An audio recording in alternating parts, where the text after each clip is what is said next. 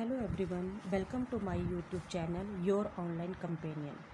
Students, last video में हमने death the leveller poem जो थी वो सारी एक्सप्लेनेशन उसका किया था। आज हम करेंगे इस कविता के पोएम के question answer. So first question है, व्हाट इज़ द थीम और the central idea of the poem, कि मतलब इस कविता का सार अथवा केंद्रीय भाव क्या है।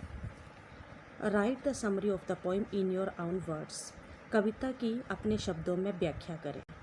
थर्ड क्वेश्चन है, what lesson do you get from this poem, इस कविता से आपको क्या शिक्षाएं मिलती हैं। तो ये तीनों क्वेश्चन अगर एग्जाम्स में आ जाएं, अगर थीम लिखा हो या सेंट्रल आइडिया लिखा हो या समरी लिखा हो या इस तरह से आ जाए कि what lesson do you get from this poem, तो आपने इन तीनों क्वेश्चन का एक ही आंसर देना है जो यहाँ पे मैंने लिखा है। आंसर, डेथ स्पेयर्स नन, कि मृत्यु किसी को भी नहीं छोड़ती।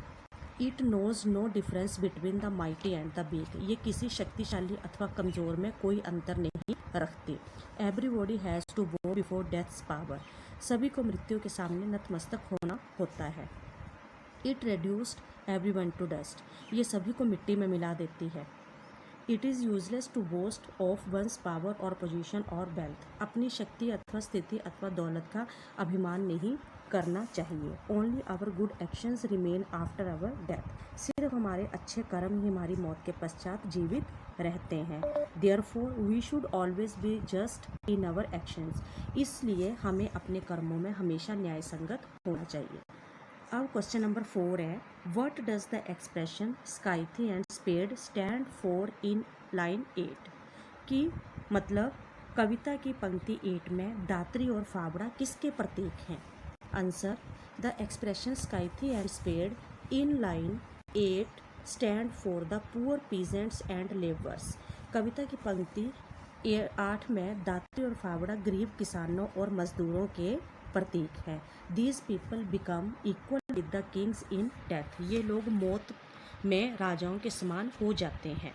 Here death makes no difference between them and the kings, मृत्यु उनके और राजाओं के बीच कोई अंतर नहीं रखती। Question number 5, do the conquerors tame death और द डेथ, विजेता मृत्यु को वश में करते हैं या मृतक को। Answer, conquerors can tame only the dead, विजेता केवल मात्र मृतक को वश में कर सकते हैं।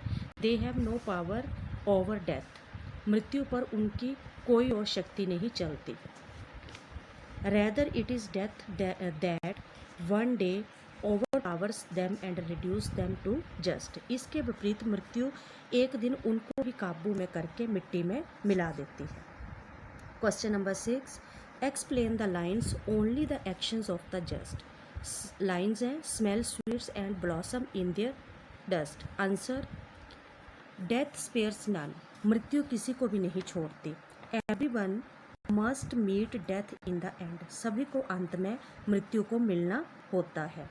Only good and just action live after one's death and spread their fragrance all around, केवल अच्छे और न्यायप्रिय कार्य ही लोगों की मृत्यु के बाद रहते हैं और सब और अपनी खुशबू फैलाते हैं। फ्रेग्रेंस मीन खुशबू।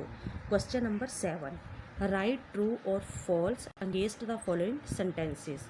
फर्स्ट है, there is no armour against fate, भाग्य से बचाने वाला कोई कवच नहीं होता। ट्रू है कि फॉल्स, तो क्या है ये, ट्रू। सेकंड है, death spares the mighty but punishes the weak, मृत्यु शक्तिशाली को छोड़ती है किंतु कमज़ोर को सजा देती है। क्या ये ट्रू है, फॉल्स है, फॉल्स। थर्ड है, death can even kill good deeds, मृत्यु अच्छे कर्मों को भी ख़त्म कर देती है। फॉल्स। अगला है, death lays his icy hand on kings, मृत्यु अपना बर्फ़ का ठंडा हाथ राजाओं पर ही रखती है। क्या है ये, ट्रू है। ठीक है, उसके बाद है आपका question number 8, this poem highlights the uselessness of human power and night, what is that can not be snatched by death, ये कविता मानव की शक्ति और ताकत को व्यर्थ मानती है, वह है जो मृत्यु छीन नहीं सकती। Answer, it is only our good and just actions that can not be snatched by death, हमारे अच्छे और न्यायसंगत कार्य मृत्यु कभी भी हमारे से छीन नहीं सकती। Death is a great leveller and all other things living and non living mix with dust in the and. मृत्यु महान संतुलन करने वाली है, बाकी सभी सजीव निर्जीव चीज़ें अंत में मिट्टी में मिल जाती हैं। Only just and good actions are remembered after one's death. केवल मात्र अच्छे और न्यायपूर्ण कार्य किसी की मृत्यु के बाद याद रखे जाते हैं। सो स्टूडेंट्स, ये थे आपके डेथ द लेवलर पोइम के क्वेश्चन आंसर। अगर आपको ये वीडियो अच्छा लगे तो इसे लाइक, शेयर, कमेंट, सब्सक्राइब करना ना भूलें।